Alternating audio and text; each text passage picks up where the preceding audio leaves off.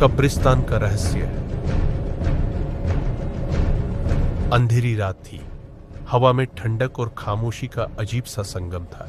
गांव के बाहर स्थित पुराने कब्रिस्तान की ओर जाने वाली पगडंडी पर अमन धीरे धीरे कदम बढ़ा रहा था। उसके मन में डर था, लेकिन जिज्ञासा उससे ज्यादा थी। गांव में पिछले कुछ हफ्तों से रहस्यमयी घटनाएं हो रही थी।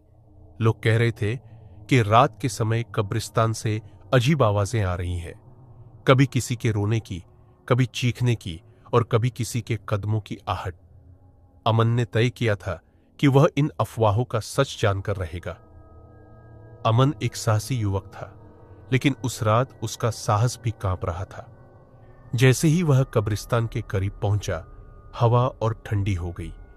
पेड़ों की शाखाएं हवा के झोंकों से हिल रही थीं, मानो वे कुछ कहने की कोशिश कर रही हों। अमन ने कब्रिस्तान के गेट को धकेला, जिसकी चरमराहट ने उसकी रीढ़ की हड्डी तक सिहरन दौड़ा दी। उसने टॉर्च जलाई और कब्रों के बीच से गुजरने लगाई। कब्रिस्तान में हर तरफ सन्नाटा पसरा हुआ था। चारों ओर सिर्फ पुरानी टूटी फूटी कब्रें नहीं थी, जो समय के साथ झुक गई थी। अचानक उसे एक कोने से किसी के हल्के से बुदबुदाने की आवाज सुनाई दी। उसका दिल तेजी से धड़कने लगा।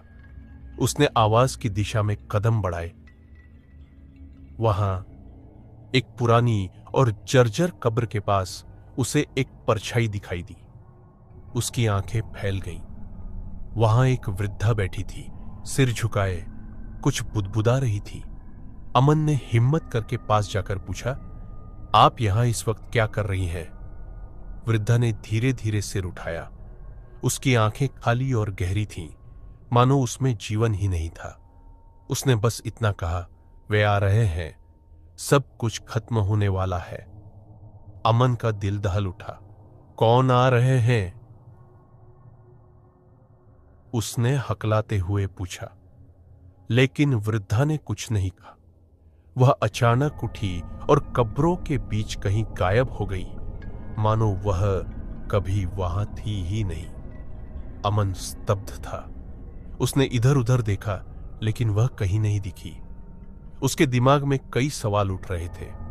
वह कहां से आई थी और वह कौन थे जिनके आने की बात कर रही थी? वह वापस लौटने ही वाला था कि तभी एक जोरदार चीख ने पूरे कब्रिस्तान को कंपा दिया। यह आवाज किसी इंसान की नहीं थी। यह भयानक, अमानवीय थी। अमन ने उस दिशा में टॉर्च की रोशनी डाली जहां से आवाज आई थी। उसने देखा कि एक कब्र का ढक्कन धीरे धीरे खुद ही ऊपर उठ रहा था। उसकी सांसें थम गईं। वह वहीं खड़ा था, टॉर्च पकड़े, मानो उसकी टांगें जमीन में जड़ हो गई हों। कब्र का ढक्कन पूरी तरह से खुल गया और उसमें से एक साया बाहर निकला, एक लंबी काली आकृति। उसकी आंखें लाल थीं और उसके चारों ओर अजीब सी धुंध फैल रही थी। अमन की टॉर्च की रोशनी उस पर पड़ते ही बुझ गई। अब चारों ओर अंधेरा था और सिर्फ उस आकृति की लाल आंखें चमक रही थीं। अमन ने भागने की कोशिश की, लेकिन उसकी टांगें मानो साथ नहीं दे रही थीं। वह ठिठक गया। तभी उस आकृति ने ठंडी, डरावनी आवाज में कहा, तुम यहां नहीं होने चाहिए थे। यह जगह तुम्हारे लिए नहीं है। अमन ने किसी तरह हिम्मत जुटाई और कहा, तुम कौन हो और यह सब क्या है? आकृति धीरे धीरे उसकी ओर बढ़ी। मैं वह हूं जो इस कब्रिस्तान का रक्षक हूं।